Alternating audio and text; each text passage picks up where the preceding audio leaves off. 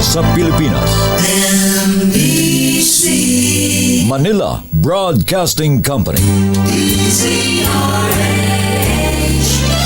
DZRH, member, kapisanan ng mga broadcaster ng Pilipinas.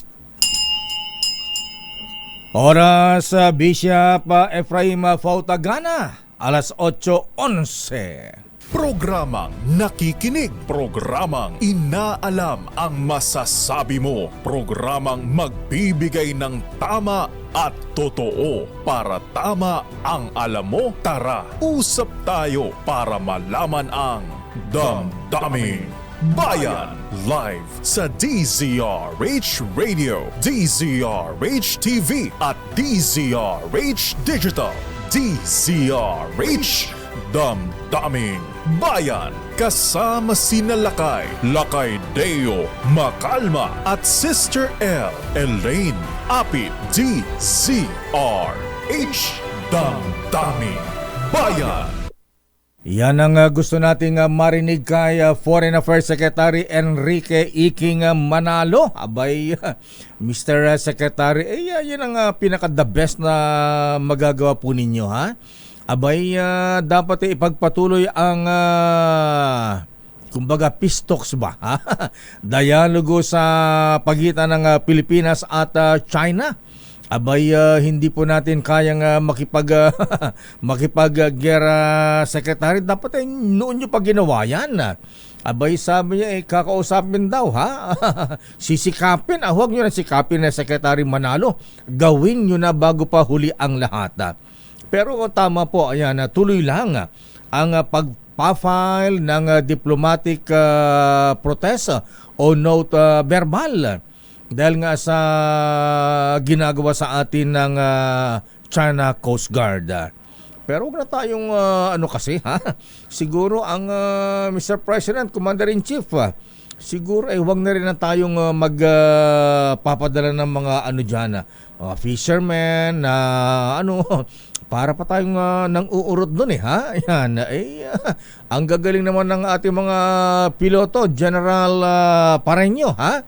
Abay, kaya namang mag-airdrop ba? Yung ating mga piloto, di airdrop na lang ang pagbibigay ng supply doon sa ating mga sundalo doon sa BRP Sierra Madre. Ayan, kung magipag-gera tayo, baka mamaya, sabi nga ng dating Commander-in-Chief Pangulong Digong Duterte, abay, baka 5 minutes lang, burado na tayo sa mapa. Do you want war against China? Well, I'll tell you, even on the coast beach of Palawan, before you can take off, the missile of China would be there in about 5 or 10 minutes.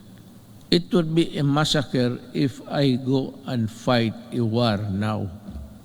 We are not yet a competent and able enemy of the other side. So what I did was I was just being nice to them.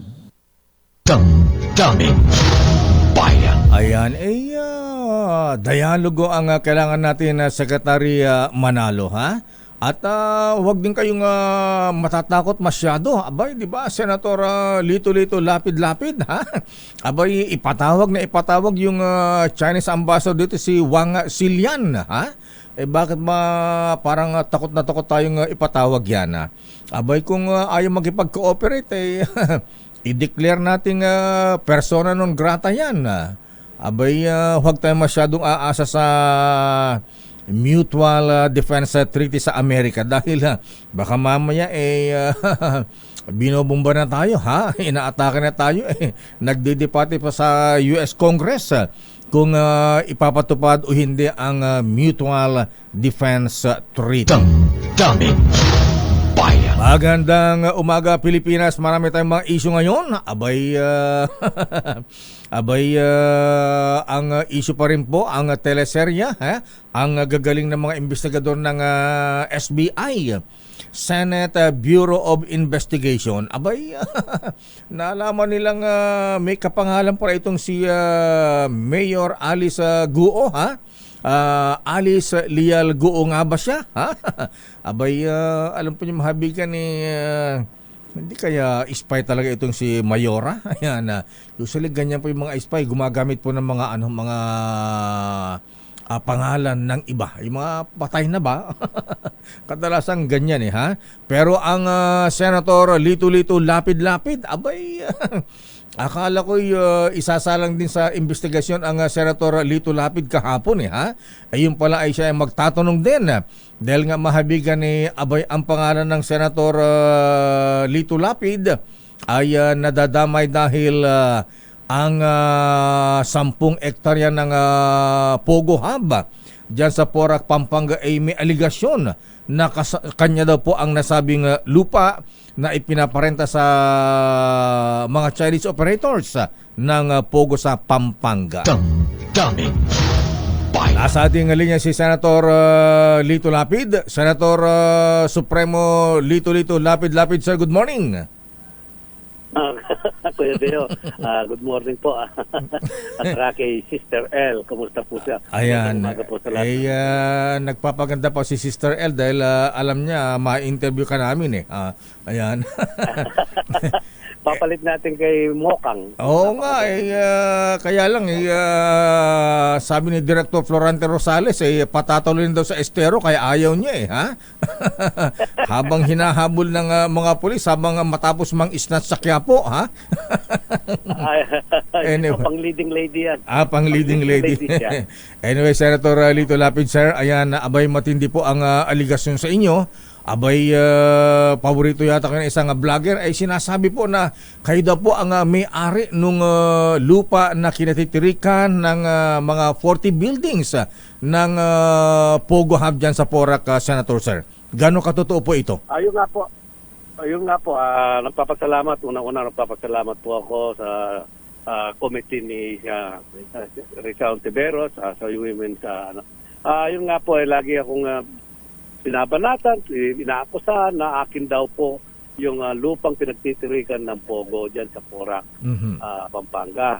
At yun nga po, at protector daw po ako. Kaya kahapon, nabigyan ako ng pagkakataon para mapaliwanag ang aking sarili at madepensa naman. Ayan, so matindi yung sinabi nyo kahapon na handa kayong mag-resign kapag napatunayang inyo ang lupang kinatitirikan ng Pogo Hub dyan sa Porac, Senator, sir. Tama po yan, tama po. Kasi po talagang, wala naman po talaga akong alam Hindi ko kilala yan, mga taong yan. Ewan ko po dito sa isang vlogger na ito. Pinipilit po kaming i-connect doon sa Pogo. Hindi po alam kung anong galit niya o anong inggit sa akin. Makikita naman po at sinabi ni Mayor, tinanong ko po ng diretso si Mayor, Jing Capil at saka yung municipal engineer na si Lansangan, na kung sila magsabi sa tao at sa hearing na yun, kung ako ay may kaugnayan at sa akin yung lupang. At sinagot naman po ni Mayor Capil na wala po akong kinalaman at hindi po akin yung lupang kinatitirikan ng Pogo. Sa inyong sa investigasyon na kahapon, Senator Lapid, sir, nalaman ba at nasabi ba ni Mayor kung sino ang tunay na may-ari, kanino nakapangalan ang titulo ng lupa na kinatitirikan ng mga Pogo Hub dyan sa Porac? Opo, nasabi naman po niya yung pong pamilya Cruz at magkakapatid, yung pamilya Cruz. Ang pangalan po ng tatay, Perto Cruz, at yung pamilya niya po ang may pag-aari ng lupang yon.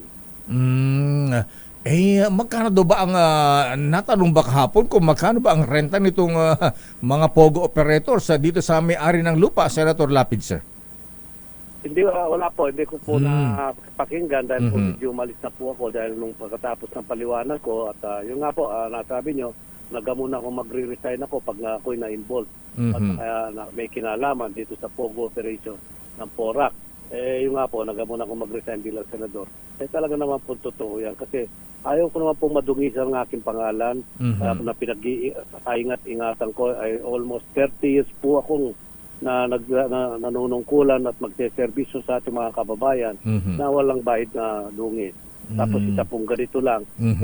Madudumihan po pangalan natin. Lalong-lalo na po yun nga, third term ko na po dito sa Senado tapos gataman na ako sa ganung anomalya. Okay lang na masawit sa mga chiching, wag lang sa ganitong kontrobersya, Senator Lapid, sir. So, opo, mga leading lady natin yan sa pelikula. pero pero Senator Lapid, sir, kaya yata kayo idinadawit diyan dahil diyan pala ang bayan nyo talaga, diyan ka pinanganak, diyan ang bahay mo, ayan. Kaya inuugnay kayo diyan. Ino ba nga kayo ba pag umuwi hindi nyo ba nababalitaan itong pogo operation diyan sa inyong bayan, Senator, sir?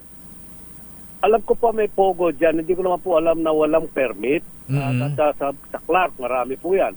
Sa Cavite, meron din po yan. Pero hindi ko po alam na may na walang permit. Illegal po pala ito. Mhm. Na hindi legal. Kaya nga po, kausap ko si Kapon, pero pakiusap ko kay Jing Kapil, ipapangalagaan itong Porac dahil tiga Porac po kami. Mhm. Kaya po kami inuugnay dyan dahil tiga Porac po ako. Sabi ko nga, ang ganda ng pangarap namin dyan sa Porac dahil kami po medyo nadidelay na dyan. Pero may mga investment na po kasi dyan, nandiyan na po yung Ayala at yung Miriam College, nandiyan na rin po. Nakatayo na rin at ililipat na rin po yung Holy Angel po. College. Mhm. University po. Opo. So maganda pala ang plano diyan sa Porac. Teka muna, ba't pilit kayong iniugnay dito? May involved bang politikong naninira sa inyo? Senator Lapid, sir? Palagay ko po, siguro sana nagkakamali ako, may involved na tao dyan na tinitira ako para siguro ibaba ako o naman o para siraan ako. Mhm. Sana naman po, wag naman po. Dahil kasi hindi baling magalit ka na sa akin, wag ka lang mainggit sa akin eh. Mas mahirap kung kalaban yung inggit, hindi mo alam, kaibigan mo pala naiinggit na. Nasasabi mo na. Mga plastic na tao po yung mga ganyan. Ano naman ang kaiinggitan po sa inyo? Ewan ko po siguro sa kanila. Siguro baka siya walang mukha, sabi nga ni Erap eh. Anyway, Senator Lapid, sir.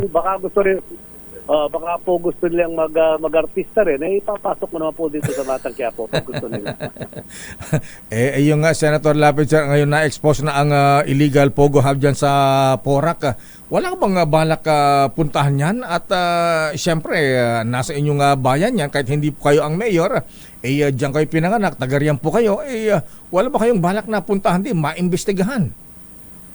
Siguro po ngayon dahil nailahad ko na po yung aking yung aking inaing at nagdadamdamin at sinabi ni Mayor Jing Kapil na wala akong kinalaman dito sa Pogo operation at hindi sa akin lupa. Pwede ko na pong pasyalan yan. Dahil nung isang araw hindi ko po pwedeng pasyalan, baka sabihin na i-connect na naman ako yun. Pasyal pala, nakita ako sa CCTV.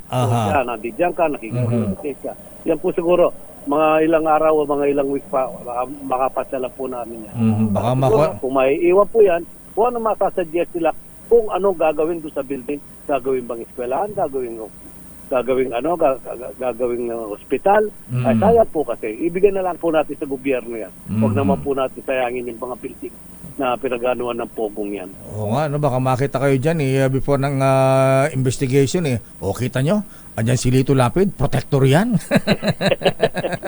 Baka nakita po ako nakakabayo pa dyan. Siguro kasi anday palang building yan at ewan ko meron nga din bang tunnel yan, Senator Lapid, sir? Siguro, bakit lang na ang tulong ni ni Tanggol, ni Patrolman Cardo Dalisay, para mapasok natin, malaman kung may mga torture chamber nga ba dyan, may mga tunnel, may mga napatay na dyan, na inilibing dyan. Kasi sabi ng mga reporters na nag-cover dyan nung mag-raid ang PAOK, may mga masangsang na amoy na daig pa ang namatay na daga, Senator Lapid, sir. Yun nga po, kaya inaano ko po sa PAOK at dapat mag-imbestiga ng Tapos sinasabi po nila, na parang 60 na po ang napatay dyan sa 60? Sa Pogong yan, sa Region 3. Wow. Yun nga po, pinaimbestigahan po natin, hinihingi po natin ng tulong nila para maimbestigahan ng tulong. At saka kailangan malaman kung may tunnel talaga dito. At yung sinasabi na doon mismo, sa lupang yung binabaon nitong mga Chinese na ito. Wow. So mga Chinese din yung nababalitang pinapatay dyan, Senator Lapid, sir? Opo. Sila po kasi nagkikidnapan at nagpapatayan, nagbubugbugan. Kaya po yung pag-iimbestiga ni Sir Wing Gatchalian, ni Senador, nakita po yung mga may dugo, pagkatapos may masangsang na amoy. Yun po siguro, baka naman, sa akin lang po ito, baka sila tapos sa septic tank yan, kaya umaamoy. Yung nga bang Pogo Hub dyan sa Porac, halos malapit lang sa Bamban na Tarlac, Senator Sir? Halos boundary pala yan ng Tarlac at Pampanga? Opo, parang ganun po. Agiles po kasi ito eh. At wala pong entrance doon sa mismong Porac na bayan ng Porac. Ito po pupunta ka po dito sa Pogo na ito, dadaan ka po dito sa Angeles. Ito po sa may Friendship. Friendship. Angeles City. Kaya po hindi po nakikita yan. So parang iba pala ang daanan, parang ang tawag nito, parang hindi open, yung hindi open sa public, yung daanan papunta sa Pogo Hub, Senator Sir. Po, nasa likod po yan, nasa likod kasi po dating tubuan yan. Dating po tubuan, ngayon po yung ginawang matapong istalin yun. Anong sabi ni Senator Risa, yung bang mga operator ng Pogo Hub dyan sa Porac, pareho ba dun sa operator ng Pogo dyan sa may Bamban Tarlac? May connection daw po dahil sa naririnig ko kahapon na parang iisang parang yung kumpanya at kadugtong po nitong Porac ng Bamban. At yun nga po, sinasabi ko nga kay Mayor Jim Capil, sana mga tanong ng ating mga kasamahan dito sa Senado ay dapat masagot mo. Total, di naman siya Chinese, di naman siya ibang lahi. Pilipino po siya at Kapampangan. Ayan. Senator Sir, ayan, kailangan nyo rin ba ng abogado ngayong inaakusahan kayo? Ayan, ba kailangan nyo si Attorney General Magtanggol Gatdula, ha? Para kayo bigyan ng legal advice. Opo, inano ko na po. Ito po vlogger na ito, kinasuhan ko na. Nagpala. Para matuto siya. Hindi na po na may reason ng kapwa ko na walang kinalaman sa mga ganyang illegal na pinagbibintangan. At yun nga po, kahapon napatunayan ko po na pinatunayan ko sa ating mga kababayan. At tinanong ko mismo kay Mayor at sa Municipal Engineer ng Porac na wala po akong kinalaman dyan. At hindi po sa akin ang lupa na kinatatayuan ng Pogo. Sino itong vlogger na kinasuhan niyo at anong kaso pong i-file niyo, Senator Lapid, sir? Hindi ko na babanggitin. Baka sumikat sa gusto ratang. Ganun ba? Ayan, okay, Senator Lapid, sir. Ayan, anong sabi ni Cardo Dalisay at ni Tanggol at ganyang iniuugnay kayo sa illegal Pogo dyan sa Porac? Wala po, di pa po kami kasi nag-uusap. Di ba nag-uusap? Wala, di pa po kasi kahapon lang po ito at siguro pag nag-taping kami at nag-shooting, ibabalita ko po kung anong nangyari. Wala ba hanggang nga balak na gumawa na eksena dyan sa Pogo dyan? I-raid ninyo kunyari kasama si Dalisay at saka si Tanggol, ha? I-raid ang Pogo dyan sa Porac. Pwede po. Ang ganda ng location, maganda yung mga building. 46 na building po ata yan. 46 o 42. Sabi may 42, may 46, ganyan. Ayun, magaganda yun. So, ngayong na-expose na illegal yan, kung yan ay kumpiskahin ng gobyerno, halimbawa, Senator, ano nga binabalak, may balak ba kayong gawin dyan? Kung mungkahi, kung anong dapat gawin sa mga building na yan? Wala pa po, kasi on the way po kasi yung kaso, kasalukuyan pong kaso, wala pa pong mababalak. Siguro kung makitatanong over sa Porac, mas maganda yung mga building para magawa ng eskwela na mapakinabangan natin mga estudyante at mamamayan ng Tigapora. Ayan. May tanong ang isang fan nyo rito. Ano daw ang relasyon nyo ni Amanda? Ayan. Primanda po. Primanda ba? Hindi Amanda. Akala ko Amanda. Parang Katniel. Katniel ba yan? Primanda. Ayan, Pareho po mga senior citizen na Bacalatin. Bakit? Senior citizen ba sila? Senior citizen na ba si Lorna Tolentino? Batang-bata pa si LT, Opo. Mga 61 na po ata siya. Ganun ba yun? 60 plus. Opo. Ayan. Sabi ng mga ibang mga senior citizen, pwede pa pala kami magkaroon ng love team ng senior citizen. Mas sweet daw magmahalan ang mga senior citizens, Senator Lapid, sir. Mabagal na po kasi maglakad. Magkahawak ang kamay. Di mo na ba kayang isa kayo sa kabayo ni Leon Guerrero? Pwede pa naman po. Pwede pa. Malakas pa naman po siya eh. Opo. Senator Lapid, sir, maraming salamat at magandang umaga. Thank you and good morning. Maraming salamat Kuya Deo, nabigyan niyo ako ng pagkakataon na may paliwanag itong ini-issue sa akin at tungkol dito sa Pogo. Maraming salamat po. Ayan, welcome Mr. Senator Lito-Lito Lapid-Lapid ng Porac, Pampanga. Ang batang Porac, hindi na batang Quiapo ngayon. Daming bayan. So anyway, masalimot po mga kaibigan at ang issue nga dyan sa Porac ngayon, ayan involved nga ba dito si Mayor Alice Guo? Ayan. At bakit may kapangalan? Ha? Ito ba stolen identity? Ayan. Ninakaw? Ayan. Alam po yung mahabigan sa mga nanonood ng mga mahilig sa mga espionage mahabigan mga ganyan yung mga spy kung minsan kaya tuloy ano ba si Mayor Alice Guo, ha? Siya ba ay legitimate business woman o siya ba ay Chinese spy? Daming bayan. Babalikan po natin lang pang mga issues. Nako, what is happening to our country, General Romel Marbil?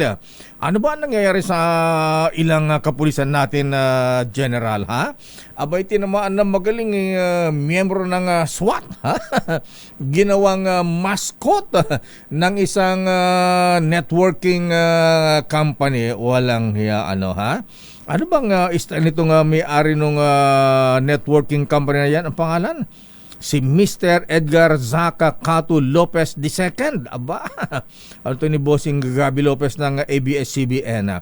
Siya po ang President, CEO ng Prime Z Networking. Aba, kaya tuloy nagalit si Secretary Benhar Abalos. Ayan, kaya lang General Marbil hintayin ba natin magalit si Secretary Benhar Abalos? Dapat kayo ang unang nagagalit dito, General Romel Marbil.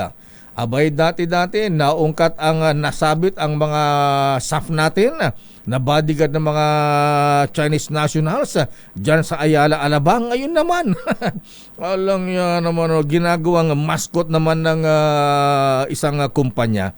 Bakit, ano bang ibig palabasin itong itong networking company na ito? Abay, itong Prime Z Networking.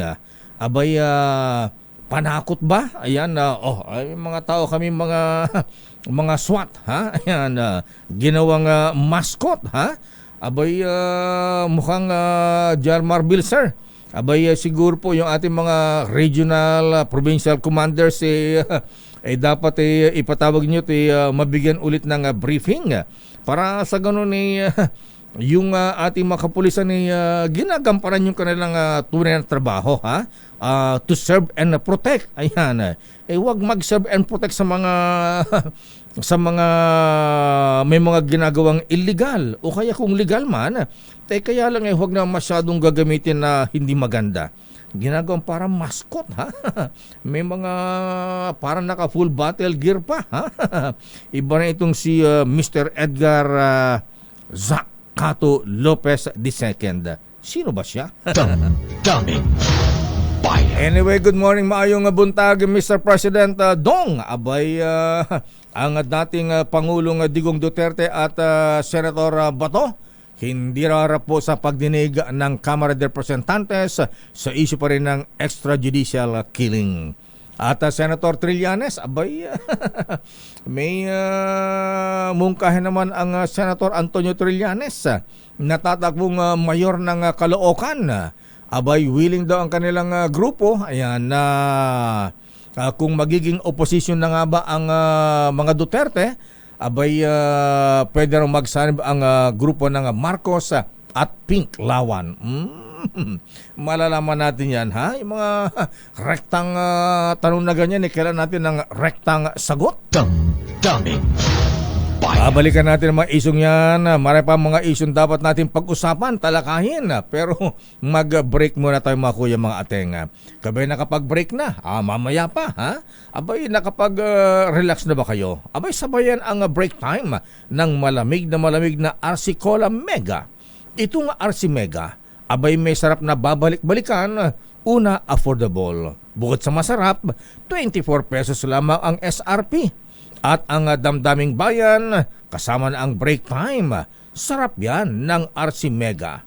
24 pesos lamang ang SRP. Diba? Mr. Fred Yao, Mr. Cesar Lee. Oras. Damdamin Bayan. Oras sa Chief Justice Alexander Jes Mundo, ganap ng alas 8:36. Ang balitang ito Dahil balita ko, may paborito ng bagong mga co-anchor dito, ha? Ayan, totoo ba yan, Sister El? Lakay, hindi naman. Siyempre, pantay-pantay lang. At saka number 1 ka pa rin. Aba, yun ang gusto ko sa'yo, ha? Paano ba naman ang pinakabagong mga host ng DCRA sa ngayon, ha? Sino sila? Si former Senator Bam Aquino, former Senator Kiko Pangilinan Lakay, and of course, si Attorney Chel Jokno. Kaya naman pala, gaganda lalaki pala mga kasama mo dyan, ha? At syempre, ang ating mga bagong kasama sa programang Rekta, agenda ng masa. Tuwing araw yan ng Sabado, anong oras yan? Alas 6 hanggang alas 7 yan ng gabi Lakay. Damdamin Bayan. Oras, Sister L. It's 8:41. Number Ng number 1 din pala. Dami-daming commercial, Sister L. Oras, Sister L. It's 8:46. At sandali lamang at meron niya tayong bisita ngayon. Ayan, babatiin muna natin. Take it away, sir. Malugod kong binabate ang Manila Broadcasting Company at ang inyong flagship station, DCRH, sa inyong 85th na anibersaryo. Ang DCRH ay kilala bilang kauna-unahang radyo sa Pilipinas. Yan din ang inyong ipinagmamalaking tagline sa maraming dekadang nakadaan. Saksi rin kayo sa lahat ng mga mahahalagang yugto na kasaysayan ng lahing Pilipino. Mula nang kayo ay sinilang noong July 15, 1939. Mula panunumpa bilang Pangulo ni Manuel Quezon, sa inyong radyo ito napakinggan. At hanggang sa aking panunumpa bilang Pangulo ng ating bansa, bahagi na kayo sa mahahalagang pagbabalita. Muli, isang mainit na pagbati sa inyong lahat sa Manila Broadcasting Corporation, DCRH, kauna-unahan sa Pilipinas. Pisyong tapat sa iyo, DCRH. Apo, ayan, thanks for your greetings, but we need your presence. Nailang din na. Flash Report. Flash Report. Ako, yung 4 na pulis, miyembro ng SWAT na nakunang kasama sa private event ng networking company sa Pasig na pag-aari ng isang Edgar Zacato Lopez II. Ang Prime Z Networking, abay, sinibak na. Ayan, sinibak na ng sa SWAT ayon sa Eastern Police District. Abay, dapat lang, ha? Abay, ang daming problema ng bansa, nagpapagamit pang mascot na isang networking company.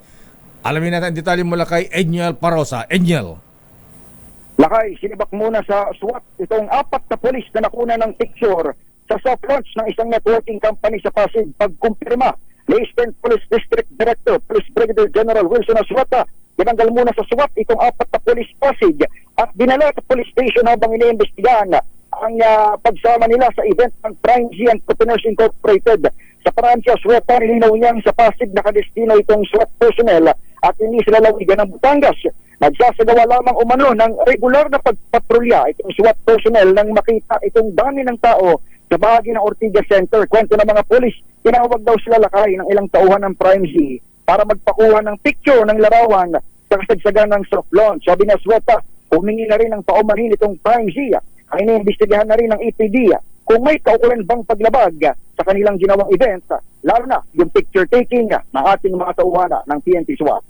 Para sa kauna-unahan sa Pilipinas, DZRH, ito si Edniel Barbosa.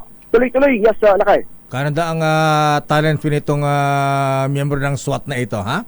Biro, from Batangas, napunta ng Pasig, siguro malaki ang talent fee ng mga ito.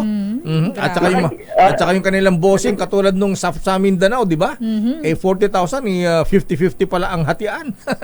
Ang tindi. Lakay, nilinaw nga ni General Asueto na hindi sila taga Batangas, taga Pasig itong mga ito. Taga Pasig. Akala ko from Batangas, napunta ng Pasig. So sila ay Pasig talaga. So yun, may paglilinaw doon, taga Pasig daw talaga. Pero kahit na. Ako ito, ang version naman laki ng mga pulis, nagpapatrolya sila, tapos nakita nila maraming tao, tinawag sila nung come on. Nung kanilang Marines. tinawag daw sila ng privacy at nagpa-picture. Yan ang sinabi. Pero ongoing investigation lakay, maging doon sa privacy, kung meron silang kaukulang paglabag, siya ginawa nilang event kasama nga itong mga membro ng SWAT. Balik sa lakay, Israel. Maraming salamat, Edniel Parros. Flash Report. Flash Report. Sandali lamang at meron tayong rektang report. Ang ninong ng bayan may bigyan na naman ng aginaldo, ha? Alamin nga natin kung nasaan ang ninong ng bayan, Santa Claus ng bayan, Sherwin Alfaro. Dahil 85 taon na ang kauna-unahan sa Pilipinas at ang MBC mas gumanda na, mas pinalakas at mas pinalawak pa ang pamimigay ng ating papremyo. Ito ang DZRH Mas Malakas Promo, kung saan pag naabutan namin kayong malakas ang nakikinig o nanonood sa DZRH ay mananalo ka ng instant 1,000 pesos at may kasama pang grocery bag ng DZRH. So ano pang hinihintay ninyo? Tutok na sa nangunguna kauna-unahang radyo sa buong Pilipinas, DZRH. Una sa Pilipinas, una sa Pilipino.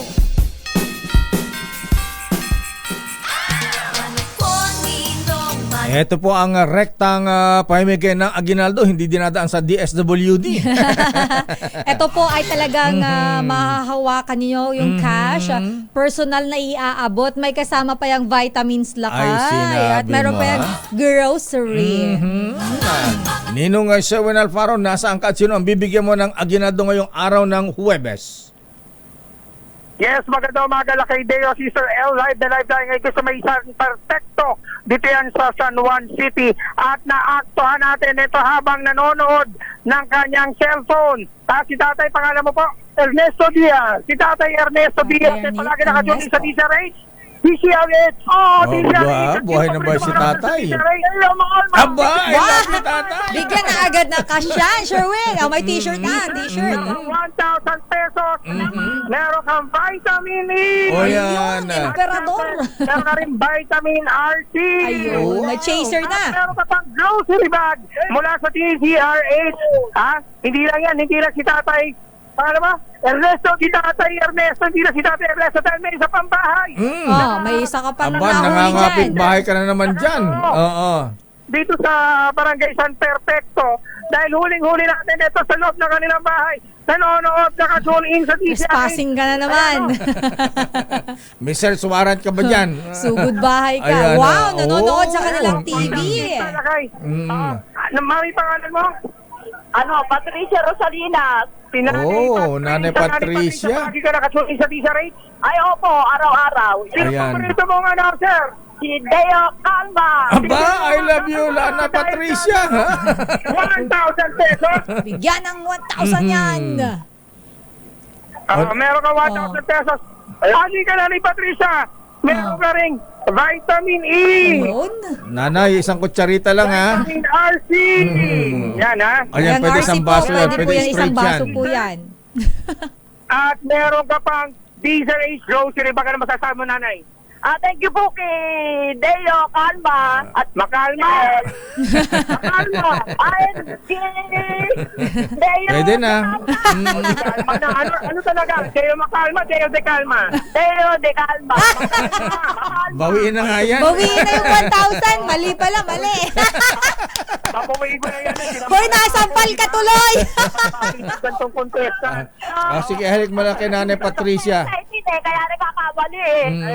Excited si nanay. Excite si ayan, nanay Ganda-ganda ni nanay Patricia. Kapag nananalo ko ng live na live, tignan mo minsan ang apelido mo, kalma, makalma, de kalma.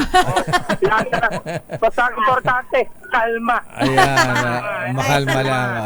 Alright. Love you, Nanay Patricia. Good morning. Oh, love you daw, sabi ni Mwah, mwah. Nanay. I love you po. Ayan, mwah. Mwah.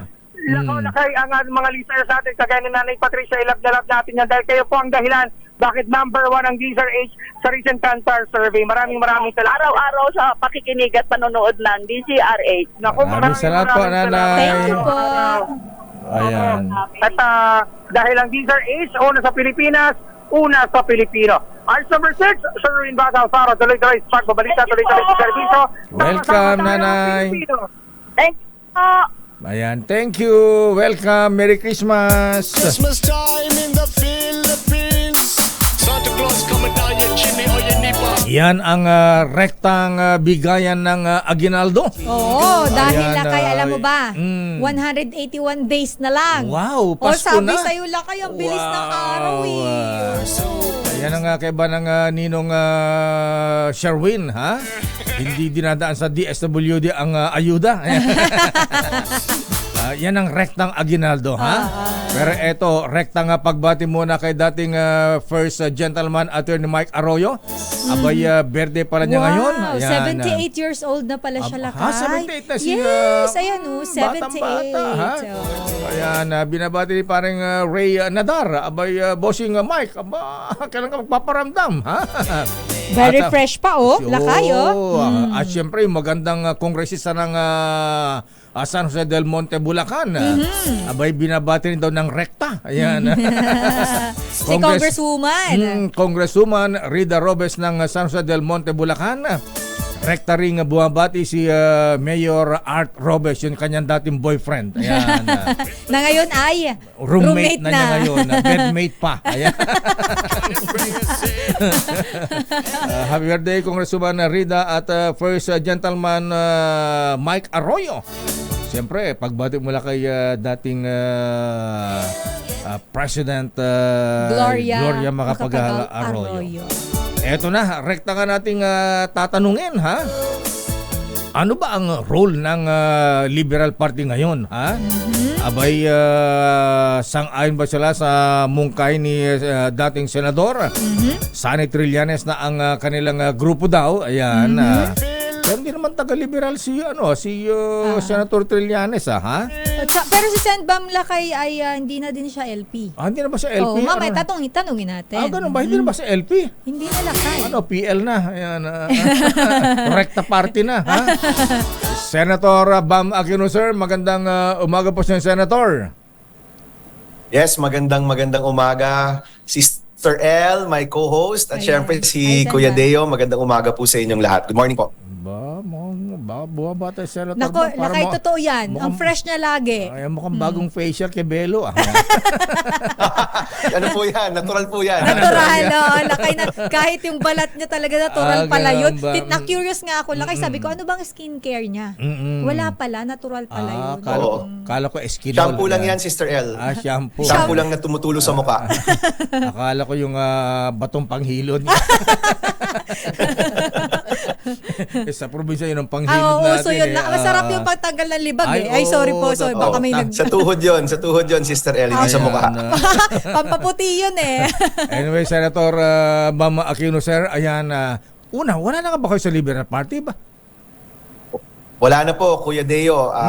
Actually, itong Mayo, pumayag na po ako maging chairperson ng pinakabago at pinakabatang partido sa ating bayan, ang KNP o Katipunan na Nagkakaisang Pilipino. KNP. So umalis na po ako sa LP noong 2019 at ito pong 2021, nabuo po itong KNP para po sa kandidatura ni former Vice President Leni Robredo. At ngayong Mayo po, hiniling na po ako maging chairman ng grupong ito at pumayag po ako. So, ang mga kasapi po ng KNP, mga batang board member, councilor, vice mayor, palagay ko po, mas bagay din po ako sa panibagong partido na ito. Ang bira ka, Senator, parang may sinasabi matanda na si Kiko Pangilinan at Chel Jokno. Well, ano po, Kuya Deo? Siyempre, magkasama pa rin sa koalisyon, no? Pero naisip po natin na itong mga kabataan naghihiling po ng mamumuno sa kanila na kayang isulong ang mga gusto po ng partido na makatulong sa mas maraming Pilipino, magamit ang teknolohiya sa tama sa ating bansa at naisip po natin na pwede ho talaga tayong maging pinuno ng grupong ito. Pumayag ho tayong lumipat na rin po ng partido. Pero ano ang role ng KNP? Ayan, at siyempre tuwing Sabado kasama yung parang sinasabi yung dalang matanda. Ayan, sarita yung bata. Paano ang ano yan? Paano ang role ninyo? Ayan, kayo ba ay opposition na pa rin? Kasi ang sabi ng dating Pangulong Digong, abay ang kanilang grupo daw ay sila daw ang magiging opposition na at hindi na ang Liberal Party na dati niyong kinaaniban kung saan kayo kaalyado pa rin. Ano ba ang role ninyo sa politika, ayan, sa darating na eleksyon na Senator Bam? Opo, well, Kuya Deo, Sister El, ang tingin ko po kasi yung pag-iisip na dalawang panig lang, no, oposisyon at administrasyon, yan ho kasi hango yan sa Amerika na kung saan dalawang grupo lang yung namamayagpag, yung Republican at Democrat. Pero sa ating bansa ho, multi-party system tayo. Kung ang Duterte group ay ngayon ay oposisyon,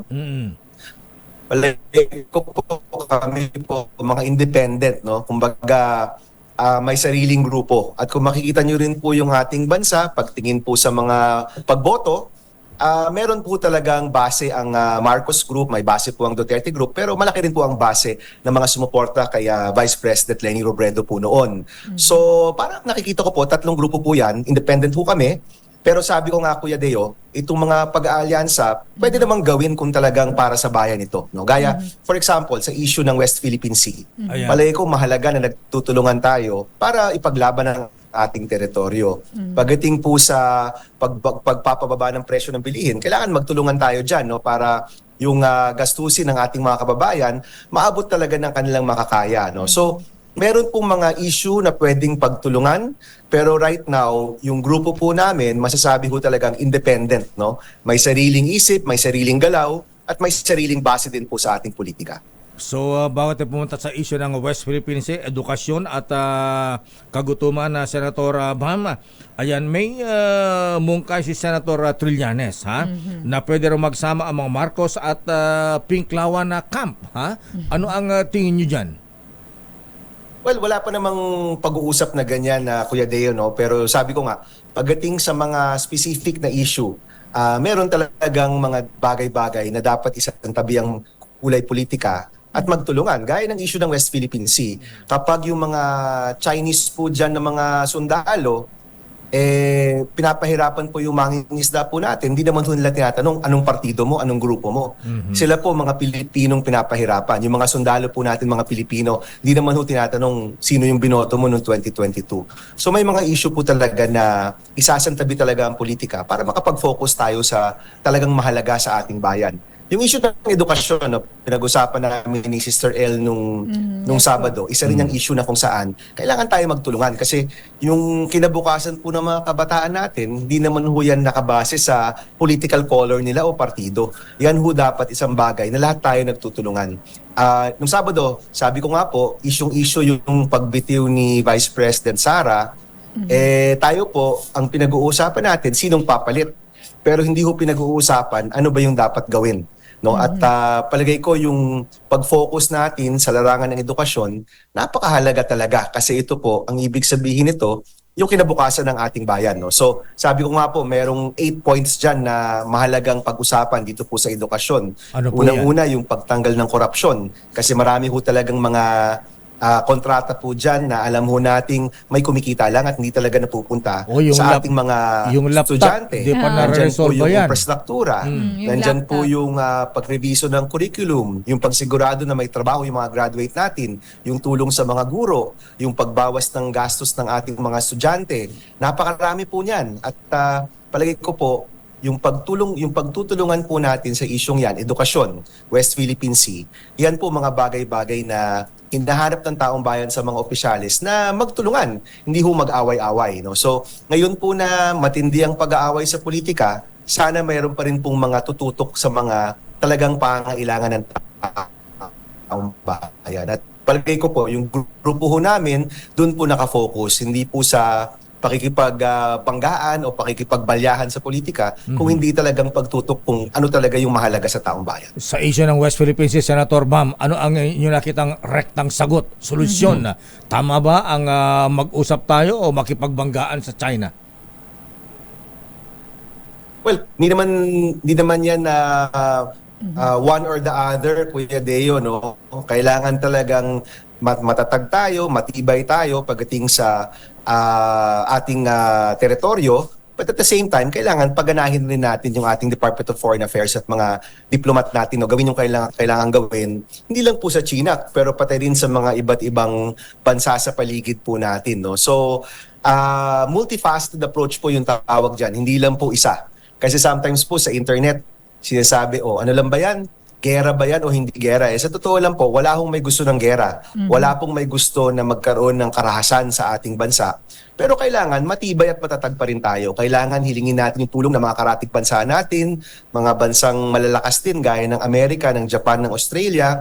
Magtulungan tayo para masecure yung ating teritoryo habang tuloy-tuloy yung diplomasya para makuha natin ang isang mas magandang agreement na pabor naman sa atin. Yung naging problema kasi, Kuya Deo, yung mga agreement noon, di naman pabor sa Pilipinas, pabor sa China. Ayun po yung ayaw natin. Dapat sa sarili nating bansa, ang pinapaboran kung ano yung mahalaga sa Pilipino. No? So, hindi ho ibig sabihin isa lang yan, isa lang estilo. Dapat sabay-sabay po yan, masiguradong atin yung atin, but at the same time, tuloy-tuloy rin po yung paninigurado na hindi tayo aabot sa karahasan. Senator Sir, ayan, napalaya na po ang inyong dating kasama, kaalyado, Senator Laila De Lima. Siya ba ay una, ha? Siya ba isasama niyo sa programang Rekta? Isasama niyo ba sa line-up sa 2025? Ngayon malaya na ang dating Senadora Laila De Lima. Opo, well, marami pong naghihiling na tumakbo po siya, pero syempre ang pagtakbo po ay isang personal decision. Maganda kang mag-guest namin ni Sister El, si Senator Laila, no? Kasi para alam niyo po, masagot. yung pinagdaanan din po niya, almost 7 years po siyang kinulong. Sipin niyo po yun, no? Magkasabay po kami sa Senate, hinatid pa po namin siya nung siya po pipikapin na. Almost 7 years siyang kinulong at ngayon po na malaya na po siya, wala na po siyang kaso, maganda nga po na ikwento niya yung nangyari sa kanya sa buong bayan.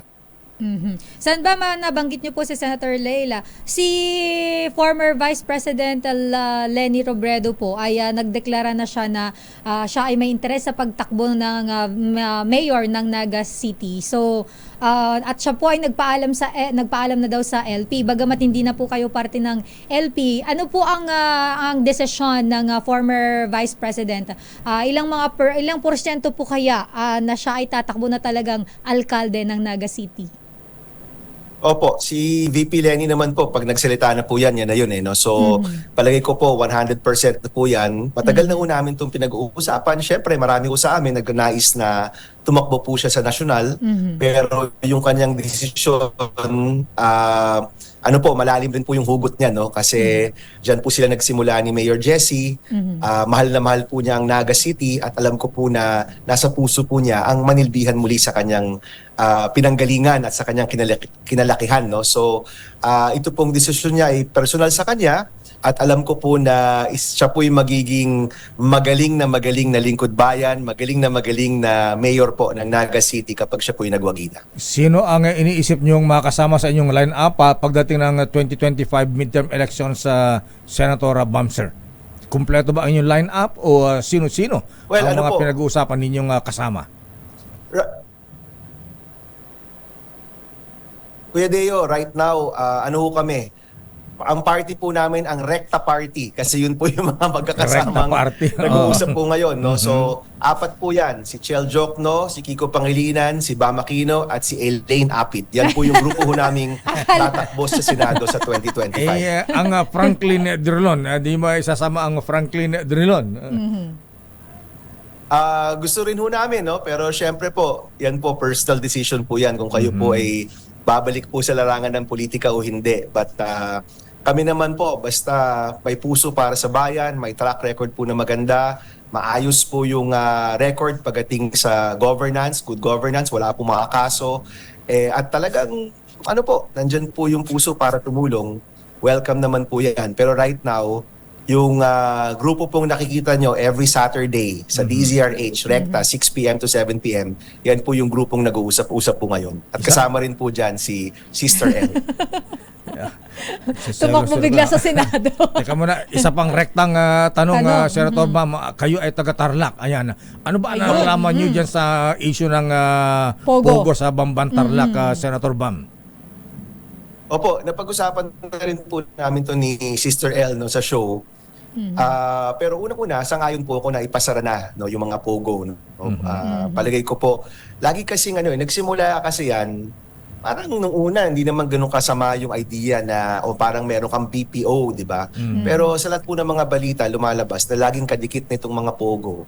Yung human trafficking, yung torture, yung pagpasok ng mga illegal na dayuhan, kasama na po yung mga Chinese sa ating bansa. So palagay ko, kailangan na po talagang ipasara yan. Now, pagdating naman po kay Bamban Tarlac, sabi ko nga, napakasaklap naman na yung binoto nating lingkod bayan, yun pa yung may kinalaman sa mga illegal sa nangyayari sa isang lugar. Kaya palagi ko po, hindi lang Bamban, pero lahat ng ating munisipalidad at syudad, kailangan ho talagang tingnan kung meron ba talagang koneksyon ito sa mga illegal na bagay. Yung sa Bamban ho, hindi lang yan Pogo, hindi lang ho yan gambling. Nasama na rin dyan yung scamming, nasama na rin dyan yung human trafficking. So sunod-sunod po yung mga illegal na gawain po dyan. At kung masasabi mo, konektado yung mga opisyal ng gobyerno dyan, napakasakit, napakasaklap. Yun ho siguro yung pinakamalaking betrayal na pwedeng gawin ng isang lingkod bayan na siya mismo ang nagpapasok ng mga illegal na bagay sa isang lugar. Kaya palagi ko po, tama lang na ipasara yan, tama lang na makasuhan ang dapat makasuhan, pero magandang maimbestigan natin, hindi lang yung Bamban, kung hindi lahat ng mga lugar na may ganyang classic illegal na activities. Ayan, nakot, last na lang ito, Senator Bam. May nagtatanong dito, kumusta na po ang inyong pinsan, si Chris Aquino? Kumusta ang kanyang health? Opo, kailangan ho natin na ipagdasal pa po si Ate Chris, Marami ho siyang pinagdadaanan, matagal ko na rin po siyang hindi nakikita. Pero I think kung tayo po, may mga prayers po tayo para sa mga kapamilya po natin, mga may kapansanan. Kung pwede po, sama rin ho natin si Ate Chris dyan. Senator Bam, sir, maraming salamat. Yan ang rektang sagot sa aming rektang tanong. Thank you, Sen Bam. Thank you and good morning, salamat, Senator Kuya Deo, Bam. Sister L, maraming salamat po. Dating Senador Bam Aquino ng KNP? KNP na sila Lakay. Katipunan. Akala ko kapisanan ng mga broadcaster. Hindi Lakay, Katipunan ng Nagkakaisang Pilipino. Ayan, KNP. Damdamin Bayan. Standby, Leta Narciso, ano ang latest sa Malacanang? Kumusta ang schedule ng Pangulong Bongbong Marcos ngayon? Standby, Raymond Dadpaas, ano ang latest sa may investigasyon ng SBI? Senate Bureau of Investigation. Grabe Lakay, alam mo kahapon gustong-gusto ko talaga makinig ng hearing kasi sobrang interesting. Ang dami-dami Lakay na halongkat na issue. Grabe. Lalo na siguro kung nandun si Mayora Alice Guo. Baka pinagpawisan sa doon Lakay ng malagkit. Kasi Lakay, nakita mo naman yung mukha ng isang Alice Leal Guo. Ang layo doon sa Alice, Mayor Alice ng Bamban. Tsaka bakit gumagamit siya ng ibang pangalan? Tsaka Lakay, grabe ang nakakagulat. Yung birthday nila ay pareho. Pero yung birthday nung yung dineclare niya na, hindi, yung totoong birthday nung Go Wang Pi, Waping na kamukhang-kamukha ni Mayor Alice Lakay ay parehas August. Kaya parang sabi nila, nako, sabi ni Senator Win, ako ay naniniwala na 100% si Mayor si Go Waping, sabi niya. Parang napanood ko sa librong Dijakal yan. Libro Lakay? Yes, pocketbook na pocketbook? Ayan, ginawa na ng pelikula, Dijakal, yung ay, hindi ko napanood international terrorist na si Carlos Rodriguez. Abay, ang dami-dami mga ginagamit na mga pangalan. At usually ginagamit niya mga pangalan pangalan mapatay na. Mga gano'n ba, mga marami alias. Kaya yan ang mga kwento ng mga espionage ba? Pero Lakay, alam mo kung ano yung sino nakakaawa doon? Yung ginamit nilang incorporators. Yung pangalan ng incorporators na nagbibenta sa palengke. Oo, nga lakay. pala, Oo. walang kamalay-malay Walang yung kamalay-malay, Diyos me.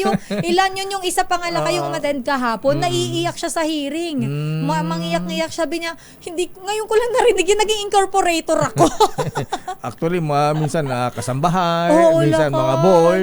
Nakakaawa, lakay. Ilalagay sa pangalan, walang kamalay-malay, andun na pala yung mga pangalan nila. May ha? kaso na. Kung tutuusin, anday pala nilang share sa kumpanya. Oo, lakay. Damdamin Bayan. Ay, nako talaga. Good morning, Secretary Alvin Oy ng DICT. Ayan, ang sabi ng DICT, ayan, karamihan daw ng mga, ayan, sa mga hacking ay may kinalaman ang mga Chinese. Ayan. Pero bakit gano'n naman lakay ang DICT?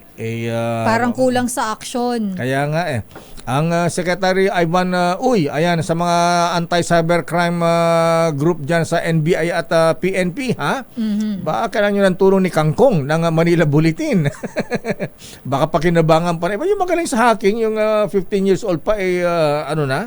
Ayan, baka mamaya kunin pa ng CIA yan. Parang si I love you virus. Ayan, kung ganyan ang ginagawa niya, siguro kausapin nyo, ha? Baka yan ay makatulong pa sa DICT, sa NBI o kaya sa PNP. Damdamin Bayan. Pero alam po yun, napakahalaga talaga ng marunong tayong pumili, mga kuyang, mga ateng.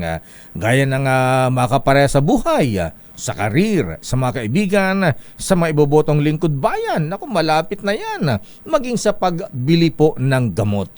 Para value for money, ika nga ang ating mga gastos.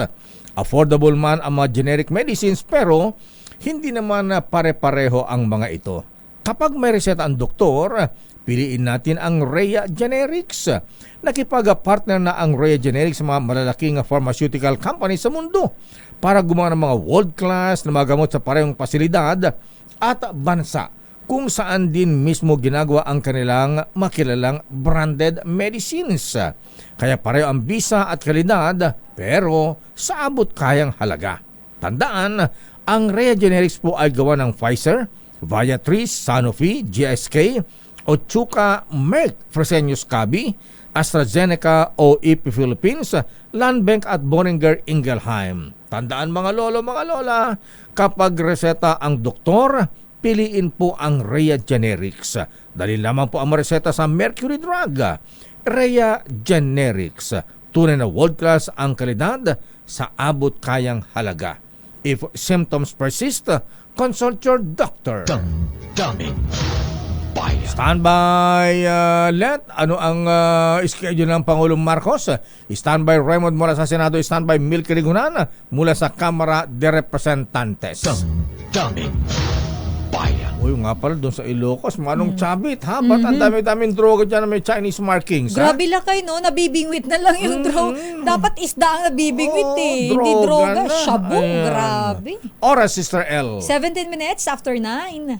Ang oras ay hatid sa Ika talaga, Apo, nasa kabilang buhay ka na, nakikinig ka pa rin sa DCRH, ha? Saka nararadar niya talaga lakay na number 1. Ayan. Tama po kayo. Number 1 kami sa recent na survey po ng Ayan, Kantar. Oo. maraming salamat po. Sa Metro Manila. Ayan, ay itong biyanin mo, Apo, Mr. Colonel Alex Zambrano, ha? Parang ikaw, ayan, mga anak, mga apo, ha? Ayan, talagang nakikinig sa DCRH. Damdamin Bayan. Oras, Sister L. 9:23. Sandali lang mga Let, Narciso mula sa Malacanang, standby Milky mula sa Kamara. Ito ang mainit na issue muna. Diyan nga tayo sa Senado, ha? Abay, ano ba ang showing ngayon, ha? Ano ba ang mga mabenta ngayon? Ano bang teleserye ang mahapanood, mahapakinggan ngayon sa SBI? Top rated. Yes. Senate Bureau of Investigation. Kampanya laban sa Pogo, malaki ang magawa sa mga local officials. Ayon kay Senator Wina Gatchalian. Abay, siguro yung mga local officials na protector ng mga Pogo na gumagawa ng mga illegal dyan. Abay, huwag iboto. Alamin natin ang report mula kay Raymond at Paas. Aris number 28, please come in. Raymond.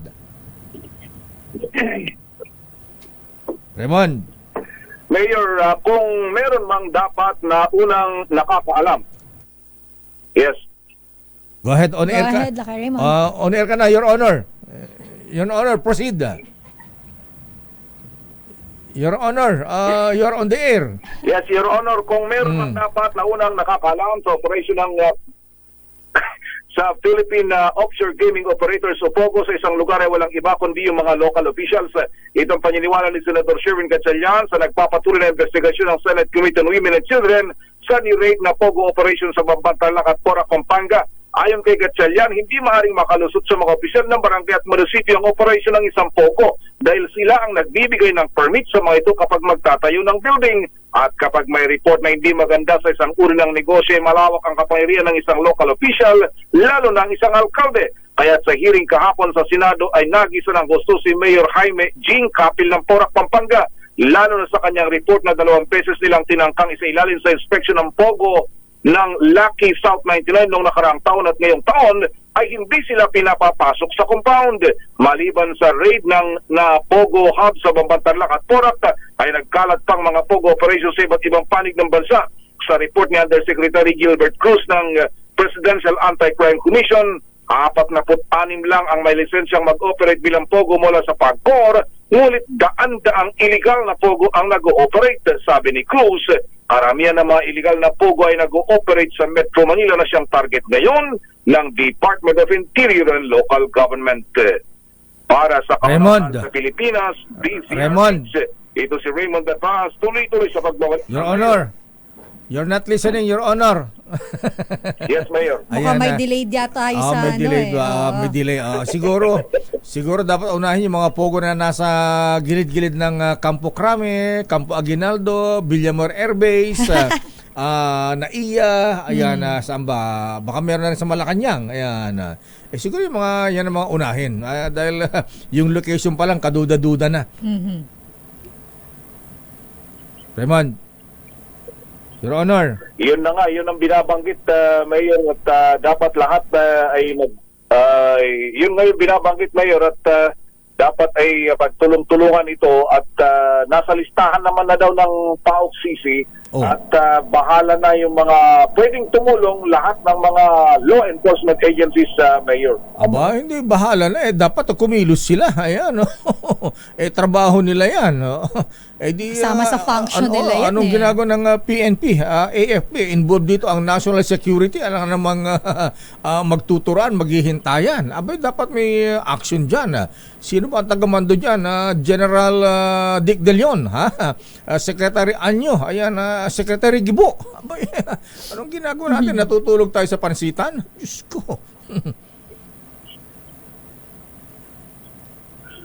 Your dead air, Your Honor. Pakipagpanayam kay General.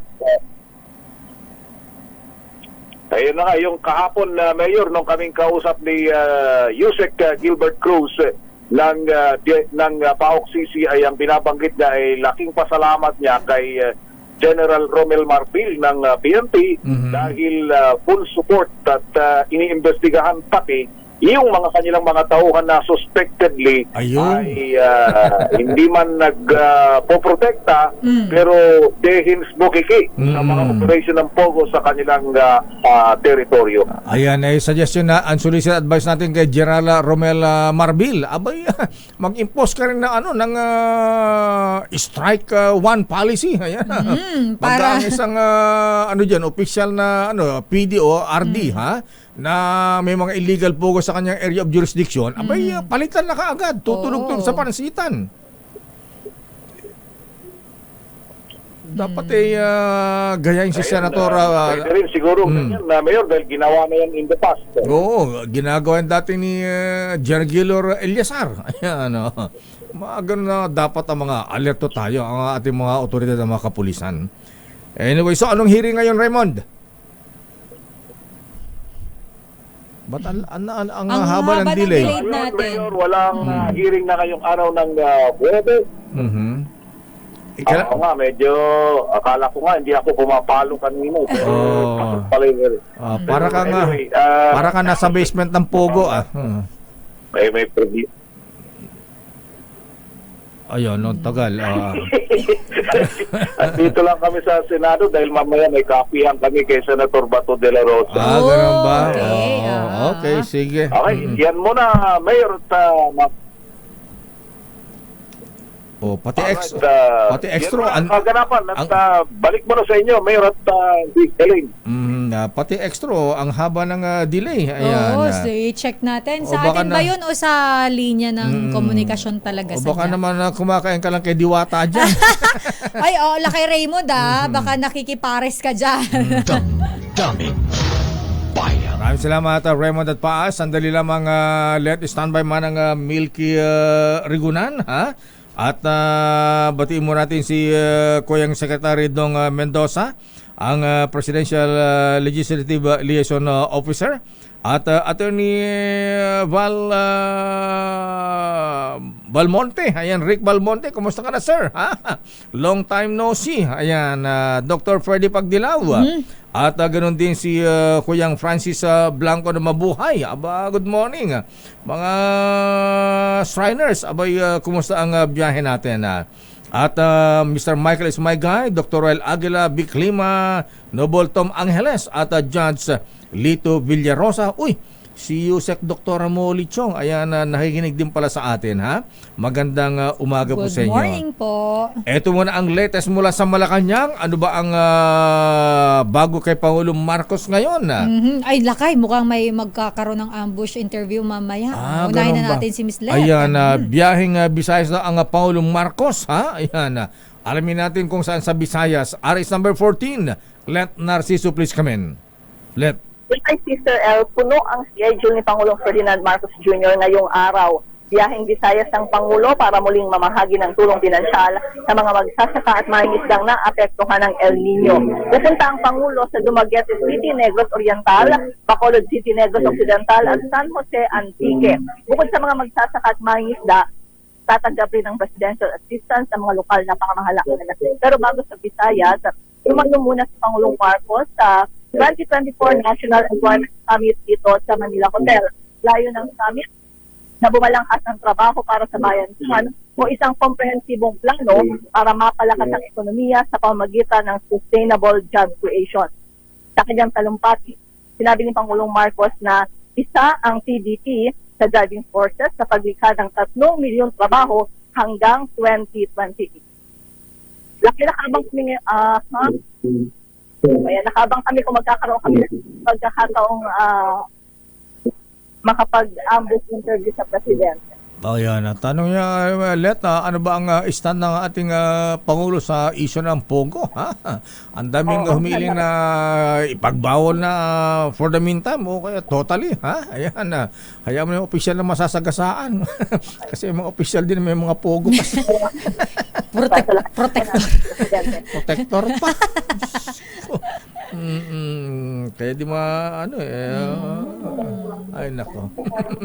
Lakay, pakinggan natin si Andyan si Pangulo. Well,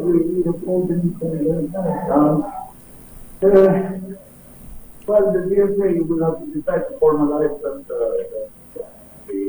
discussion with the ambassador, but we are actually constantly in touch with him. I think we have already made our position very clear. We have made our objections, some of the actions that were undertaken by the maritime forces of the DLA. Also, our objections is clear. Not only to the ambassador, but also to Beijing. It will really depend on how formal we want to make this complaint. But we have how many? We have over 100. We have already made a similar number of demands. So we have to do more than just that. Kasi papatawag natin yung managers, we have and that's it. But we have to do more than that.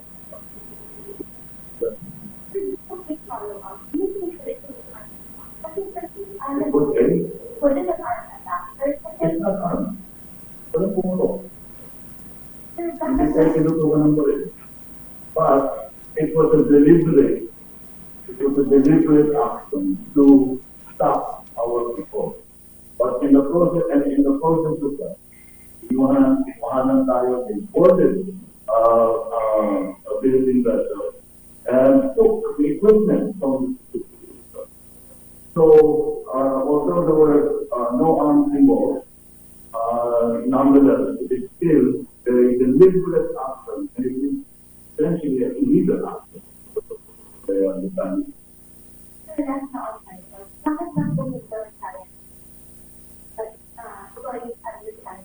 Because na una, hindi pala namin yung data.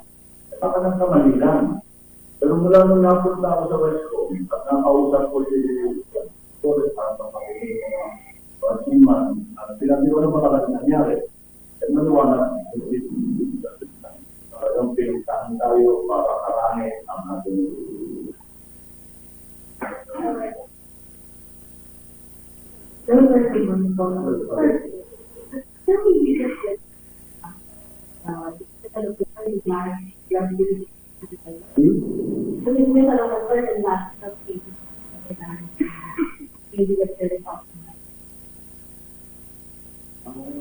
Let, hindi masyadong maintindihan. Tinatanong sila kayo ng reaction dun sa uling kaso ni dating Secretary.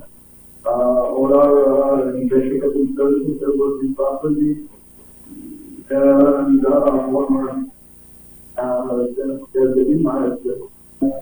Let, balihan ka namin na report mo lang nung gist kung anong sinabi ng Pangulong Marcos sa inyong ambush sa interview. Okay, so nasaan kayo, Let? Nasa anong hotel kayo? Manila Hotel. Manila Hotel. O sige, magkape ka muna dyan sa ilang-ilang. Mag-breakfast ka muna dyan sa buffet nila. Okay. Maraming salamat, Let. Babalihan ka namin mula sa Manila Hotel. Let? Alright. Let? Balik muna sa inyo lang kayo. Okay. Damdamin Bayan. Babalikan natin, mahabigan si Let Narciso mula sa Manila Hotel. Ayan, nagkakape sila ng Pangulong Marcos. Medyo hindi kasi maintindihan na press kayo corps. Standby manang Milky Rigunan. Standby Nicole Lopez. Aba, Mr. Michael is my guy. Ha? Di ba umu-order ka sa Lazada? Ha? Abay, totoo bang nahack din ang Lazada? Ha? Uy, grabe lang kayo. Ang dami, halos lahat ng Pilipino may account sa Lazada. At hindi lang yan. Ang Lazada, Chinese company ito. Ha? Ang suspect siya, Chinese din ang hacker. Ha? Mag-a-uninstall na ako. Kasi di-delete ko na lahat ng information ko. Yung mga database dyan, delikado. Oo, lakay kasi nandiyan ang address mo, contact number mo, pangalan mo. Ayan, baka mamaya, nakalagay pa dyan yung mga account number niyo, baka mamaya pagising nyo, wala nang laman yan. Kaya wag kayong lakay, yung nililink. Wag nyong ilink yung mga online account nyo sa mga online shopping platform para safe lakay. Mas okay nga lakay, COD na lang eh. Tama, cash on delivery na lang. Damdamin Bayan. Oras, Sister L. It's 9:38. Ang balita. Gaano ba kalaki talaga kadami yung mga nahuling na bingwit, nabingwit ba, nalambat ng mga fishermen dyan sa Ilocos Sur, na Shabu. Nasa ating linya si Police Brigadier General Lou Evangelista ng PNP PRO 1. At ilan ba talaga, ha? Ayan, saan ba galing, ha? General Lou Evangelista, sir, magandang umaga na yung mga bigat. Apo General. Good morning, Deo, at saka Sister El, at saka sa mga tagapanood natin, tagapakinig natin ng DCRH. Okay. Itong mga na-discovery nating mga drugs, more or less, mga 60 kilograms na ito. Wow. Yung nauna ay 24, almost 24. Sumunod, almost 18. Then, itong sa latest, yung sa Magsingal sa Ilocos Sur, almost 18 kilograms din. All in all, ilang kilos, General, sir? Total po? Mga more or less, 60 kilos na po siya. 60 kilos? Magkano na ang value na to, street value nito kapag ganito, General? Mga, ano na po, 284,544,844 pesos. Saan nakalagay ito? naka-plastic ano ba na, siyempre mababasa yan. Oo, kasi parang, paano po itsura kapag paano binalot yan? Binalot. Maganda po ang pagka-package nito at may tatak pa po ng mga Chinese character. Wow, oo. So, more or less, ang isang pack nag-weigh siya ng mga 1 kilo. Ano siya, may mga GPS ba yan? May, Kasi paano nalulukit? Yung pakikipag-ugnayan natin sa Coast Guard, ang naisip nila ay baka yung mga vessels na dumadaan within the West Philippine Sea na dito sa may parting Luzon, no? So, kasi natagpuan ng ating mga mangingisda ito. At dinala nila sa shoreline, then tinawag nila ang ating kapulisan. At ang kapulisan naman ay nag-action. Tinawag din natin ang ating mga taga-forensic at PIDEA at ang ating LGU doon sa mga nabanggit na lugar. Ano sir, paano ito? Ilang more than 60 kilos ito? Ayan, oo. So, paano ang pagkaka-empake niyan, sir? Paano lumutang yan? Isang piraso ba o gaano karami isang pakete? Isang package?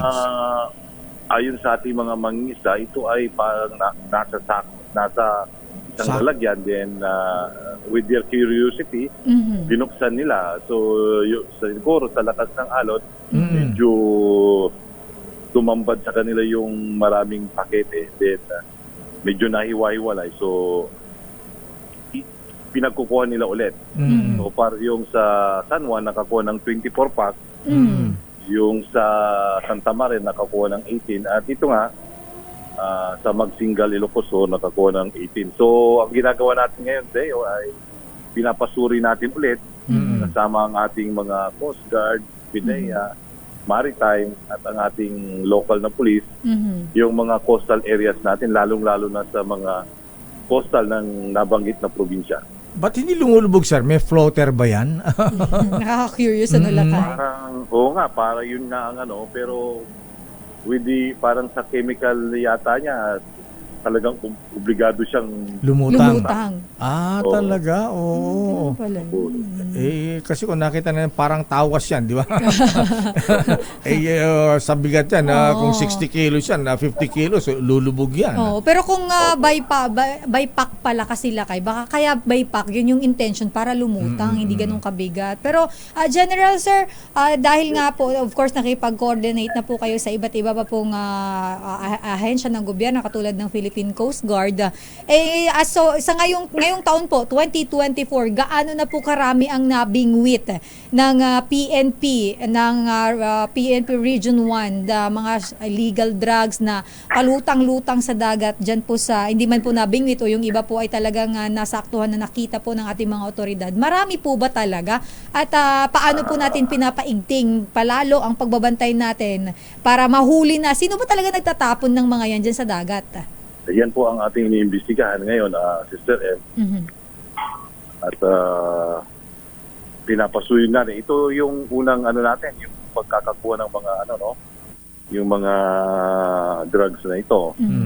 No? So, iniimbestigahan pa natin at sabi ko nga, sinusuri ngayon ng baka marami pa tayong mahagilap. Sana hindi ito intended sa Pilipinas para naman hindi maapektuhan ng ating komunidad. Wala bang napansin yung mga fishermen natin, General Evangelista sir, na barkong dumaan bago nakita yung mga lumutang na drugs na yan, Shabu?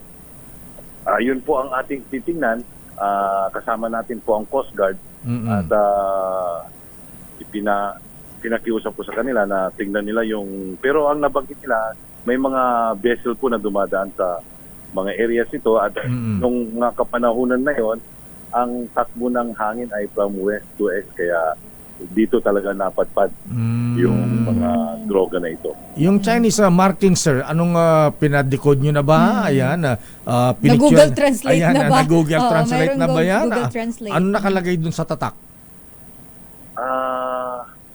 Mga Chinese characters, pero po namin to, kinukumpara po namin to sa mga nakuha sa Alitagtag. Medyo hindi po siya parehas. Iba rin yung packaging niya. Maganda po ang pagka-packaging niya. Parang galing sa kumpanya at may pangalan at tatak. Ayan, baka mamaya made in food yan. Ayan. Subukan mo nga sir, picturean, Google Translate. Nagta-translate po yan ayan, yung mga teki ninyo, General Sir dyan sa PNP Region 1, i-Google Translate nyo ngayon para malaman natin kung anong tatak niyan. Opo sir. Baka mamaya ano lang yan, Hong Kong tea. Anyway, General Evangelista Sir, maraming salamat at congratulations. Thank you sir. Magandang umaga sa inyo. Thank you very much po. Thank you. Mahabigan Police Brigadier General Lou Evangelista, ang direktor ng PNP PRO 1. Daming bayan. Standby manang Milky Rigunan. Oras, Sister L. 9:53. Lakay Milky Rigunan, ano ang latest sa kamera? Alamin Ayan. natin lakay dahil ang pagripaso sa power situation sa bansa bilang paghahanda naman sa La Nina inirekomenda ng ilang mga mambabatas. Detalye balita mo RH12. Milky Rigunan, manang Milky. Nawala si Milky. Babalikan natin si Milky. Dibatiin mo natin ng happy birthday, ha? Sino yan lakay? Si Colonel Janet Rivares ng CGSC. Ayan, class 66. Happy birthday, Colonel Rivares. Pagbati mula kay pagbati pala mula kay Military Attaché to Spain, Colonel Joseph Datora. At happy birthday din kay Sis Chris May Joy ng Tau Lambda Kappa Fraternity Sorority at kay Mr. Sam Beno ng PMA Sandigan 82. Happy birthday Mr. Sam. At congratulations kay Brad, si Attorney Magnum 357 Agpawa. Na-elect pala bilang President ng Rotary Club Cubao West District 3780. Congratulations at congrats din sa dating boyfriend ni Gob. Sinong Gob lakay? Ayan, si Governor Angelina Jolie Tan Suarez. Ayan. Tan lang? Tan lang ba? Ayan. Outstanding DPWS Director si Director Ronald Tan Suarez. Ayan. Congratulations po. Congrats Director Ronald Tan Suarez. Galing-galing mo, ha? Binabati ni Governor Danny Suarez Tan. Ayan. Suarez lang. Suarez lang. Pero lakay nababanggit mo ang Governor Tan ng Quezon. Babatiin ko lang dahil yung pamangkin ko daw tinatawag ako sa TV. Hi sa aking pamangkin. Hi CK. I miss you inaanak. Ayan dyan sa lakay. Saan ba sila? Infanta, Quezon. Hi Ate Karen and sa kuya ko, Kuya Chris. Akala niya makakausap ko niya sa TV. Oo, lakay. Good morning, Kuya Joseph Dator. Ayan, kailan ang tour mo sa Espanya, ha? Padala ka rito ng chorizo. At sa mga lolo at mga lola na nagkakasino, ha? Lalo yung mga naglalaro sa slot machine. Merong nanalong sa jackpot prize sa casino sa Marina Bay Sands sa Singapore, Sister L. Magkano lakay? 4 million Singapore dollars. OMG. Alam mo nangyari? Ano nangyari? Sa excitement nitong winner ng dyan sa casino, na-stroke. Oo, na heart attack. Namatay. Ano naman lakay? Okay lang. Mahirap kasi lakay pagka sobra na overwhelm kayo. Andiyan si Milky Lotto King. Greg. Andiyan na, balikan na muna natin lakay si Manang Milky. Yung pagripaso sa power situation sa bansa bilang pagganda naman po sa La Nina, inirekomenda ng ilang mambabatas. RH12, Milky Rigunan. Manang Milky. Sister L at lakay, kailangan ng komprehensibong pagsusuri sa kalagayan ng supply ng kuryente sa bansa para mapaghandaan ang epekto ng La Nina. Ayon kay Zambales 1st District Representative Jefferson Kunghun, mahalagang maagap na paghahanda sa nalalapit na tag-ulan at agad na aksyon para hindi makaapekto sa pang-araw-araw na gawain ng mga Pilipino, partikular ang supply ng kuryente. Sabi naman ni Lanao del Sur 1st District Representative Zia Alonto Adjong, responsibilidad ng mga power company sa magbigay ng ng update sa publiko at kahandaan dahil mahalaga ang stable na supply ng kuryente. Tanong ni Isabela, 6th District Representative Faustino D. kung anong kahandaan ng power sector sa nalalapit na pananalasa ng La Nina. Dapat matugunan niyang inaasang pagtaas ng demand at mga inaasang power disruptions sa ng La Nina sa iba't ibang bahagi ng bansa. Sa panig ni Nueva Ecija 1st District Representative Micaela Swansing, nakababahala ang kakulangan ng kahandaan sa mga posibleng blackout dahil makakaapekto ito lalo na ang pangalaga sa mga may sakit. Mahalagaan niya ang transparency at proactive measures mula sa mga power provider para maibsan ang anumang aberya sa panahon ng pananalasa ng La Nina. Samantala, Lakay at Sister L nagdeklara na si House Deputy Minority Leader at ACT Teachers Party List Representative Franz Castro para kumandidatong senador sa 2025 midterm elections. Ginawa ni Castro, Lakay, ang announcement kagabi sa 42nd anniversary ng ACT Philippines. Wow. Para sa kauna-una sa Sandali, Pilipinas, DZRH. Milky, ayan, anong gagawin ng Kongreso? Ayan, sina Congressman Franz Castro yata ang humiling na paharapin si dating Pangulong Digong at Senator Bato. Oo. Nag-decide na sila, hindi haharap. Anong gagawin ng Kongreso?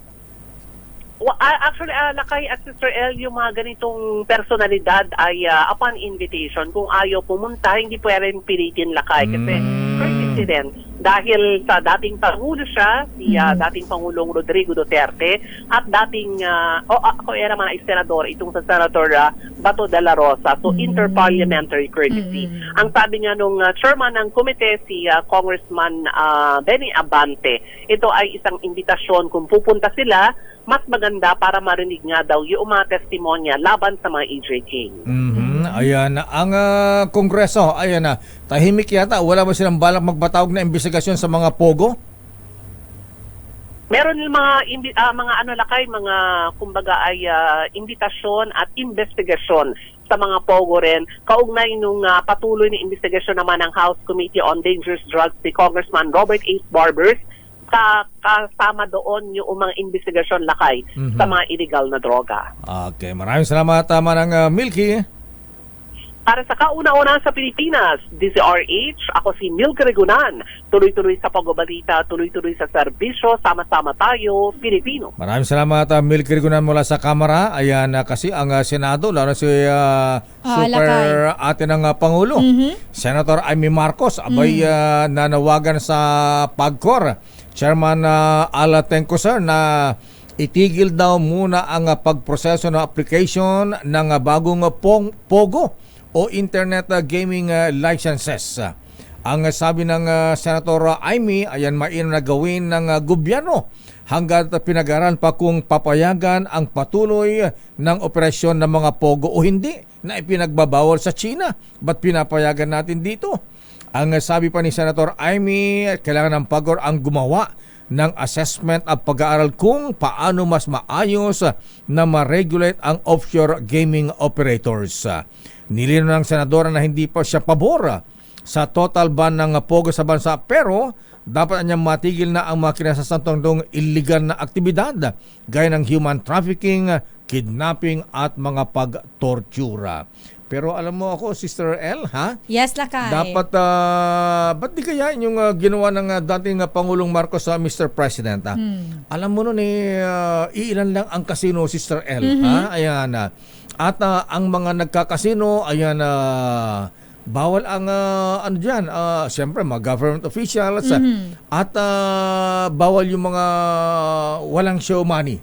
Naalala ko yung kailangan may show money ka. Naalala ko si Manibal nung araw ayan, pagka nagkakasino nung araw yan, naka-Amerikana pa yan, ayan. At saka hindi ka papasukin doon sa doon sa casino kung wala kang show money. Talaga, Lakay. Si Manoy nun, si Manibal, pagka pupunta rin, Manoy, magkano ang show money mo? 2,000 lang, pwede na. Ganun yun. Siguro dapat na ganun. Hindi ngayon na naglipa na ang mga sugalan na Mr. President, sir. Dapat aksuran nyo ito. Gambling lang. Ay, malala. Sinabi mo. Dito lamang sa Bendian, nagulat ako kahapon Bakit? Ang aga-aga may sakay ng tricycle, pumasok doon sa Ibingo. Nakita ko yun, Lakay. Nadaanan, diba? Nandun pagkalagpas mo ng LRT. KFC. Ayan, KFC, sunod doon. Magkakatabi yun. Diyos ko. Bagong bukas yun, Lakay. Kaya nga eh. Alam mo, ang daming ganyan. Kanto-kanto, mga ganyan. Ibingo, ayan. Siguro dapat ipagbawal ang mga yan. Magkano bang kinikita natin Tsaka dyan? Lakay, bakit parang gano'n? Yung talamak na, tas hindi pa nire-regulate. Sino lang ba ang pwede? Ano Kung lang ba? sino-sinong nagpupunta doon. Baka mamaya, Lakay, maging dahilan pa yan para yung mga kababayan natin, lalo na yung mga bata, Ayan, matuto kita sa mga sugal. bata, ayan, yung mga nagtra-tricycle na nga lang, magkano lang kinikita, isusugal pa. Ang masaklap, Lakay, kapag ka na-addict. Ayan, kaya siguro dapat call din ito ng mga LGU, sila nagbibigay ng permit Tama, dyan. Lakay, tama. Secretary Benhar Abalos, ayan, teritoryo ito, Secretary, ha? Abay, dapat maglabas kayo ng circular, umemo na kausapin ng mga LGUs, mayor. Abay, bawal mga ibingo, kung ano-ano mga sugal dyan sa kanto-kanto. Diyos ko. Bagong-bago pa naman yun doon, Lakay, nakita ko kahapon. Nakita mo rin pala, napansin mo. Nagulat ako, biglang pumarado yung tricycle. Abay, may pumasok. Ako naman, Lakay, napalingon. Dahil maraming, sabi ko, nag-uumpukan sila doon papasok. Aba, may bagong ibig dito. Yan po ay sa Pasay, ha? Ayan, Bendia, Mayor Emmy Rubiano, ha? Abay, Mayor, baka ang Pasay maging Sin City capital na naman, ha? Abay, siguro po wag nating hayaan yung mga ganyan. Sa bagay, kahit mga kasino, kahit na mayaman yung magkasino, dapat bawal din, ha? Alam mo kung bakit? Kasi mga mayaman negosyante nagsusugal din, Sister Ella. Abay, sabi na aking bubit, may isang may-ari ng pabrika ng sardinas. Abay, ang lakas magkasino. Pagka nagkakasino, ha? Pagka natatalo. Ayan, sabihin, taasan ang presyo ng sardinas. Your business is our business. Binawi sa negosyo. Pero dahil negosyo yan, Lakay, eto naman ang usapan natin sa negosyo ngayon. Balita mula sa negosyo, Lakay, ang Lazada itinanggi nila, Lakay, na nahack ang kanilang customer database. Pero in-attempt. We'll see. We'll ask. Alamin natin ang detalye niyan sa report ni RH17, Nicole Lopez. Nicole. Sa bagay, wala aamin. Miss Nicole Lopez, please come in. Nicole. Ano nga ba ang dahilan? Bakit na lumabas itong issue na ito? Nahack ba talaga o hindi? Wala. Nyari. Your business is dead. Maring itinanggi ng online shopping app na Lazada na nahack ang kanilang system at nakompromiso ang datos ng nasa 18 milyong users nila sa Pilipinas. Ginawa ng Lazada ang pahayag nang mag-viral ang Facebook post ng isang account na InfoSecDad na nagsasabing may isang threat actor na nagbebenta umano ng impormasyon ng mga customer ng Lazada.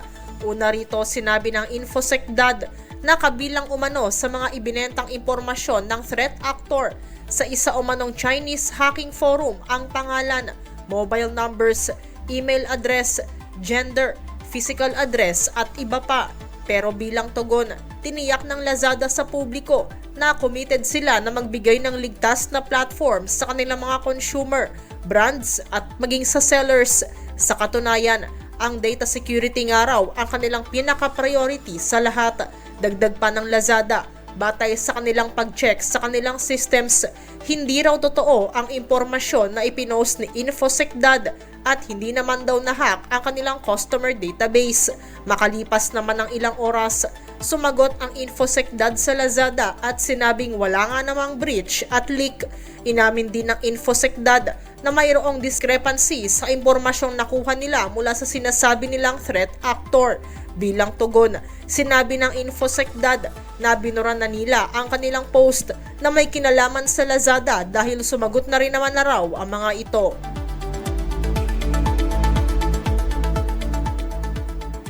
Samantala, humina ang palitan ng piso kontra dolyar sa 58 pesos and 86 centavos kada US dollar, habang naitala sa $85 and 25 centavos ang halaga ng kada bariles ng Brent crude sa pandaigdigang merkado. At yan ang ating balita sa mundo ng negosyo.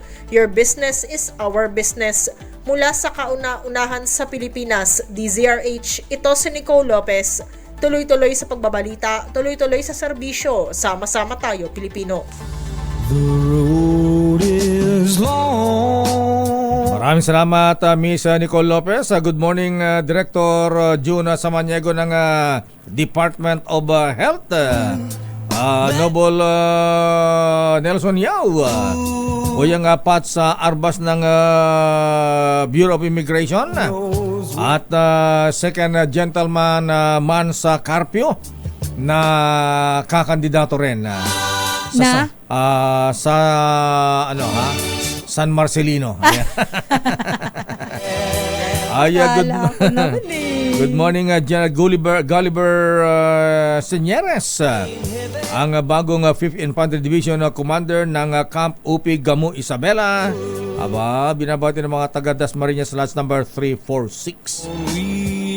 At yan ang kabuuan natin palatuntunan ng damdaming bayan. Ako po si Deo Macalma. Sister El po, Elaine Apit, stay safe everyone. At God bless po, Aliwan na Lakay. Lakay opening ng Aliwan ngayon. Oo nga pala ha, may mga concert po mamaya mahabigyan. Yung mga malapit po, walang ginagawa ha. Manood ka ng free concert. Libre po yan. Battle of the Bands. Ayan, dito po sa Aliw Theater, dito po sa Soto Street, Pasay City. Good morning, Perry Cacho. Sino ang nanalo kanina sa... Saan Lakay? Sa survey. Ayan. Survey? Kung ibuboto daw ba ang mga Dutertres. Ayan. Dutertres. Operation Tulong susunod na. Miss May Binauhan. Bye-bye.